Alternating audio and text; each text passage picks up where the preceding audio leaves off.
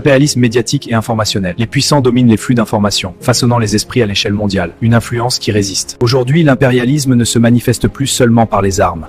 Il agit aussi à travers les médias et l'information. C'est ce qu'on appelle l'impérialisme médiatique et informationnel.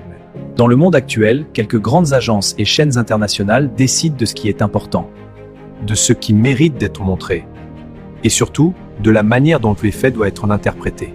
Un même événement peut être présenté comme un acte héroïque ou comme un crime, selon le pays qui l'accomplit. Ce n'est donc pas la vérité qui domine, mais le récit. Les pays puissants sont souvent décrits comme des défenseurs de la démocratie, même lorsqu'ils bombardent, sanctionnent ou déstabilisent d'autres nations. Pendant ce temps, les pays qui résistent sont qualifiés de dictatures, de menaces ou d'États voyous.